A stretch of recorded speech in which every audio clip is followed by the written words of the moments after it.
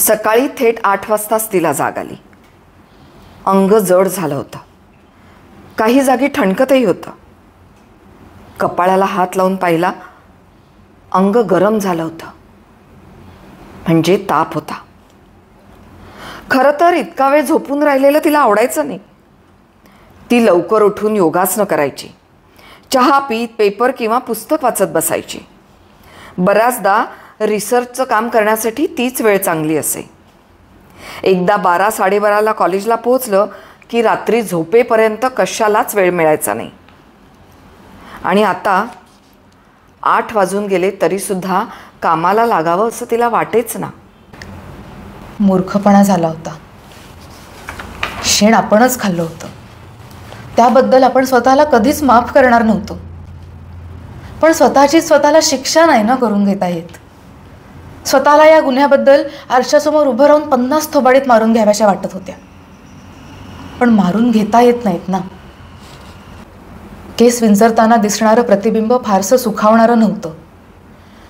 आपल्याला आरशात आपणच दिसतोय तोवर ठीक असतं म्हणायचं, पण इमॅजिन करा की आरशात दिसणाऱ्या व्यक्तीला आपण ओळखतच नसू तर. तिच्या डोळ्यात असेच अनोळखी भाव होते. लोकलमधल्या लेडीज कंपार्टमेंटमध्ये समोर बसलेल्या बाईकडे तिराहितासारखं पण रोखून बघावं तशी ती कंगवा वरपासून खालपर्यंत घेताना स्वतःकडे रोखून बघत होती. तिला तेव्हा जाणवलं नाही, पण अशोकने तिला बऱ्यापैकी मारलं होतं. पुरुषाबरोबरच्या व्यवहारात एक चाल जरी चुकीची खेळली तरी माफी नसते. चूक पूर्णत्वाला न्या किंवा चुकीचं माप पूर्णपणे पदरात घ्या, दोन्हीच्या परिणामी विजय पुरुषाचाच. समजा अशोकच्या अपेक्षेप्रमाणे तिने हे आरशासमोर दिसणारं शरीर काही काळापुरतं समर्पित केलं असतं, तर शरीरावरची मालकी अबाधित राखल्याचं वर्चस्वी आणि पुरुषी समाधान त्याला मिळालं असतं. तिने शरीर समर्पित करायला नकार दिला असता तर त्याने अत्यंत हीन आणि मन दुखावणारे आरोप केले असते आणि वर शरीरालाही दुखापत केलीच असती. शारीरिक मारहाण ही सुद्धा शारीरिक सुखाइतकीच वर्चस्वी आणि पुरुषी समाधान पावलेली बाब. पहिला पर्याय मिळेना म्हणून त्याने दुसरा पर्याय मिळवून तिच्या शरीरावर आपल्या मालकीची मोहर शेवटी उमटवलीच. आपल्याला कधी कोणी शारीरिक मारहाण करेल हे तिला काल रात्रीपर्यंत अशक्यप्राय वाटत होतं. मारहाण वगैरे रानटी प्रकार तळागाळाच्या स्त्रियांच्या बाबतीतच घडतात असा तिचा समज होता. अशोकने तो काल खोटा ठरवला. तिने कॉलेजमध्ये फोन करून एका सहकारी प्राध्यापकाला कळवून टाकलं की बरं नसल्यामुळे ती येणार नाही म्हणून. काय त्रास होतोय हे विचारण्याचं सौजन्य त्याने दाखवलंच. तिनेही बळेच हसून नाही, विशेष काही नाही असं उत्तर दिलं. टेक केअर असा वैश्विक सल्ला द्यायलाही तो विसरला नाही. तिने थँक्स म्हटलं. या एवढ्याशा संवादावरही तो कमालीचा खुश झाला असणार हे ताडलं तिने. तिचा मनस्ताप आणि पश्चात्ताप इतका पसरलेला आणि त्याहीपेक्षा इतका विखुरलेला होता की ते आवरून 1-2 तासात कॉलेजला जाण्यासाठी निघणं केवळ अशक्य होतं. समजा तिला खरोखरचा अपघात झाला असता किंवा फणफणून ताप भरला असता ना तर ती गेलीच असती कॉलेजला. किमान तसा प्रयत्न तरी केला असता. पण इथे तिने तो विचार सोडूनच दिला म्हणा ना. प्रॉब्लेम आपल्या एकटीचाच का होतोय? आपण प्राध्यापिका आहोत म्हणून हा प्रॉब्लेम आहे असं बिलकुलच नाही. अशोक सारखे बाहेर ख्याली नवरे अनेक जणींना मिळतात आणि त्यांनी ते विनातक्रार सहनही केले आहेत. श्रीकांत सारखे बुळबुळीत नवरेही काही कमी नाहीत. आपण समाजात आपसूक लादलं जाणारं दुय्यमत्व नाकारतोय म्हणून हा प्रॉब्लेम आहे का? कितीही पुरोगामी पुरुष असला, तोंडानं खूप लिबरल असला तरी त्याच्या मनात, रक्तात, बुद्धीत, विचारात, पेशींच्या अणुरेणूत स्त्रीबद्दल दुय्यमत्वच असतं. आपण जाणत्या झाल्यापासून लढतोय, झगडतोय आणि म्हणतोय की पुरुषापेक्षा मी जराही कमी नाही आणि म्हणून मी दुय्यम नाही.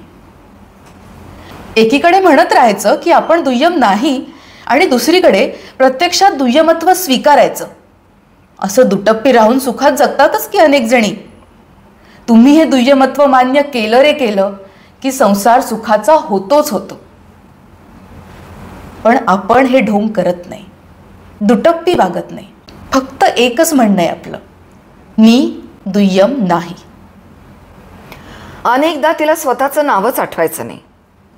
3 नावं, 3 मधली नावं, 3 आडनावं. एक माहेरचं, नंतर अशोकचं आणि नंतर श्रीकांतचं. आज खूपच उशीर झाला नाही? श्रीकांतने एकदा तिला चाचरत विचारलं होतं. म्हणजे त्याची ती पलायनवादी शैली होती. म्हणजे समजा हिने भुवया उंचवल्या आणि म्हणाली, कॉलेजमधून यायला होतो ना कधी कधी उशीर, तर छे छे मी आपलं सहजच म्हटलो असं म्हणून श्रीकांत ढोंगणाला पाय लावून पळून जायला मोकळा. पण यावेळी ती हसत सुटली. खूप उशीर झाला होता हे तर खरंच होतं. अरे, रिक्षावाल्याला मी पत्ता सांगितला आणि तोंदरी लागली माझी. रिक्षावाल्याने थेट अशोक राहतो त्या इमारतीखाली नेऊन गाडी उभी केली तेव्हा मला जाग आली. म्हणजे मी रिक्षात बसता बसता पत्ता चुकीचा सांगितला रे. आणि पत्ता तरी चुकीचा कसा म्हणायचा? 5-6 महिन्यांपूर्वीपर्यंत बरोबर असणारा पत्ता एकाएकी चुकीचा तरी कसा होऊ शकतो ना? म्हणजे पत्ता बरोबरच होता रे, मी चुकीची होते. तिच्या अजूनही न आवरता येणाऱ्या हास्याकडे श्रीकांत आता विचित्र नजरेने पाहत होता आणि काहीसा भांबावून सुद्धा. घटस्फोटित स्त्रीशी कसं वागायचं हे समाजाला अजूनही ठरवता आलं नाही. तिला तो अनुभव नेहमी यायचा. नाही म्हटलं तरी अशोकच्या घरात बराच काळ काढलेला. म्हणून ती रिक्षातून उतरली. रिक्षावाला निघून गेला आणि ही जागच्या जागी स्तब्ध उभी. कुठे जायचं काहीच ठरवलं नाही. आता रिक्षाही गेली होती. तिला बघून गॅलरीतून डोकावणारी डोकी वाढली. येणारे जाणारे कसनुसं हसून चटकायचे. आपल्यामुळे साक्षात माणसांचं फदं झालेलं पाहून तिला गंमत वाटली आणि आणखीन गमतीची वाट पाहत ती तिथेच उभी राहिली. दुसरी कोणी असती ना तर कावरी बावरी आणि घामाघूम होऊन पुन्हा रिक्षासाठी धावत सुटली असती. पण ही हलेच ना. शेवटी ताई दाभोळकरांनी हाक मारली आणि आग्रहाने त्या त्यांच्या घरी घेऊन गेल्या. तिने हे सगळं सांगितल्यानंतरही श्रीकांतच्या चेहऱ्यावर एक सूक्ष्मसं प्रश्नचिन्ह होतंच. तिलाही ते जाणवत होतं, पण महत्त्वाचं नव्हतं.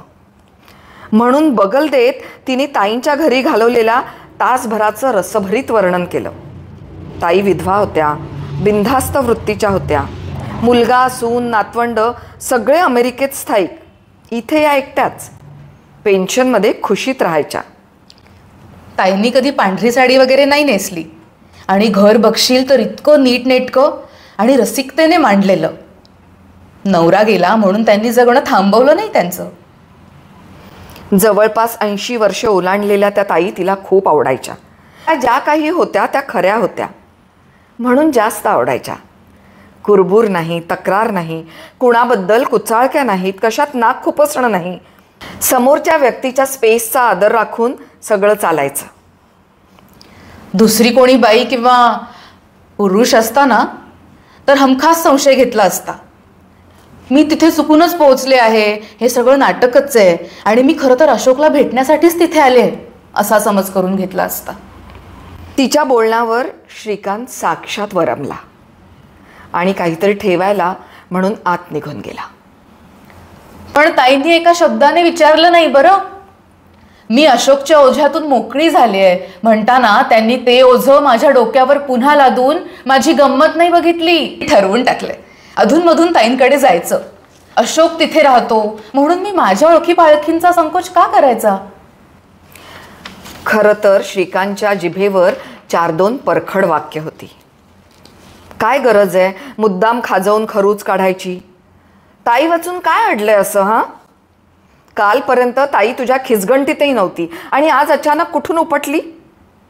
आणि तुला पुन्हा पुन्हा तिथे गेलेली पाहून लोकांमध्ये, ओळखीपाळखीच्यांमध्ये चर्चेचा भडका उडेल त्याचं काय? काही गरज नाही आहे तिकडे जाण्याची. हवं असेल तर रिक्षा टॅक्सी करून ताईंना बोलून घ्या आपल्याकडे.